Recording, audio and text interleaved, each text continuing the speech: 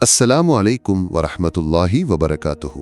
అల్లాహ్ యొక్క ఈ భూమిపై ఎవరికీ గర్వంతో నడవడానికి అధికారం లేదు, సంపదతోనో లేదా అధికారంతోనో.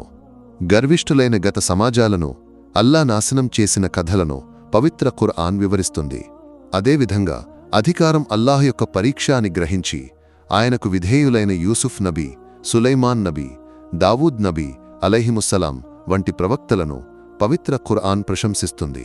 కాని అధికారాన్ని దుర్వినియోగం చేసి ప్రజాస్వామ్యం అనే గొప్ప ఆలోచనను సర్వాధికారంగా మార్చినవారు గర్జించే సింహం అని పిలువబడే కేంద్ర హోంమంత్రి అమిత్ షా మరియు ప్రధానమంత్రి నరేంద్ర మోడీ. ఇటీవల అమిత్ షా ఒక వేదికపై చేసిన ప్రసంగం ఇప్పుడు సోషల్ మీడియాలో వైరల్ అయ్యింది.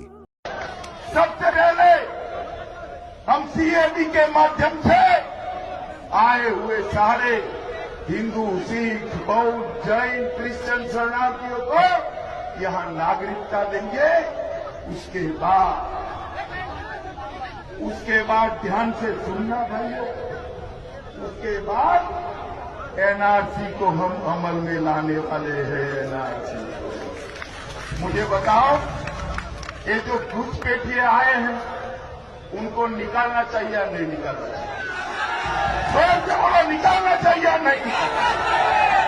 भारतीय जनता पार्टी की सरकार जो शरणार्थी आए हैं उनको पहले नागरिकता देगी और उसके बाद में कश्मीर से कन्याकुमारी और आसाम से लेकर गुजरात तक एक एक घुसपैठिए को चुन चुन कर निकालने का काम ये भारतीय ఒక ఎన్నికల సమయంలో అమిత్ షా వేదిక నుండి బీజేపీ కార్యకర్తలను అడుగుతారు, ఇక్కడ పనిచేసే ముస్లింలను మరియు క్రైస్తవులను బహిష్కరించాలా? సంఘ్ పరివార్ అనుచరులు ఒకే స్వరంతో అవును అని అరుస్తారు. దీనిని విన్న అమిత్ షా ప్రకటిస్తారు, బీజేపీ అధికారంలోకి వస్తే కాశ్మీర్ నుండి కన్యాకుమారి వరకు, అస్సాం నుండి గుజరాత్ వరకు ఉన్న అన్ని ముస్లింలను మరియు క్రైస్తవులను ఎన్ఆర్సీ ద్వారా బహిష్కరిస్తామని.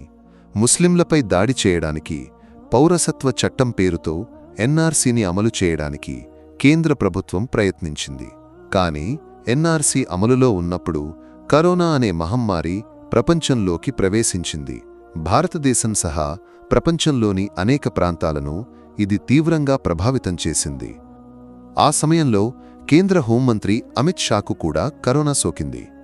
వ్యాధితో బాధపడుతూ దయనీయ స్థితిలో ఉన్న అతని చిత్రం ఇప్పుడు సోషల్ మీడియాలో వైరల్ అయ్యింది.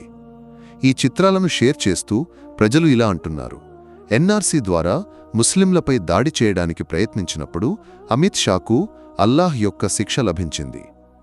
ఇంకా ముస్లింలపై ప్రయత్నిస్తే అల్లాహ్ ఇంతకంటే పెద్ద శిక్ష ఇస్తాడు. వారు స్పష్టం చేస్తున్నారు, అతని వ్యాధిలో సంతోషించడం లేదు, కాని అధికారాన్ని ఉపయోగించి ఒక సమాజాన్ని దాడి చేయడానికి ప్రయత్నించినప్పుడు అల్లాహ్ యొక్క శిక్ష దిగుతుంది. మైనారిటీలను వేటాడినవారు వీరు. తమ పోలీసులను కూడా కాళ్ల కింద ఉంచి హింసకు ఎలాంటి పరిమితి లేదు. గర్వం మరియు అధికారంతో మత్తులో ఉన్న నమ్రూద్ను ఒక దోమతో అల్లాహ్ నాశనం చేశాడు. ఫిరౌన్ యొక్క గర్వానికి సాక్ష్యంగా అతని శరీరాన్ని ఇప్పటికీ ప్రపంచం ముందు అల్లాహ్ సంరక్షించాడు. భారతదేశంలో ముస్లింలను బహిష్కరిస్తామని ఒక కేంద్ర హోంమంత్రి బహిరంగంగా వేదికపై ప్రకటిస్తాడు.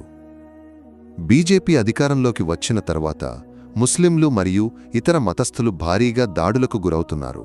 భారతదేశాన్ని హిందూ రాష్ట్రంగా మార్చడానికి సంఘ్ పరివార్ శక్తులు మరియు బీజేపీ ప్రభుత్వం ప్రయత్నిస్తున్నాయి. బీజేపీ అధికారంలోకి వచ్చినప్పటి నుండి సంఘ్ పరివార్ శక్తులు భారతదేశంలో స్వేచ్ఛగా విహరిస్తున్నాయి. అమిత్ షా యొక్క ఈ ప్రసంగానికి సమాధానంగా కరోనా బాధితుడై ఆసుపత్రిలో ఉన్న అతని చిత్రాన్ని ప్రజలు షేర్ చేస్తున్నారు. అల్లా సుబ్హానహు వ తఆలా మంచి పాలకులను ఇవ్వాలి. శాంతితో మరియు సమాధానంతో ఈ దేశంలో జీవించడానికి అల్లాహ్ మనకు తౌఫీక్ ఇవ్వాలి. ఆమీన్. ఈ వీడియోను మీకు చేర్చిన వారి కోసం ప్రత్యేకంగా దుఆ చేయాలని గుర్తు చేస్తున్నాము. ఇన్షా అల్లాహ్ మరొక వీడియోతో తర్వాత కలుద్దాం. దుఆతో అస్సలాము అలైకుం వరహ్మతుల్లాహి తఆలా వబరకాతుహు.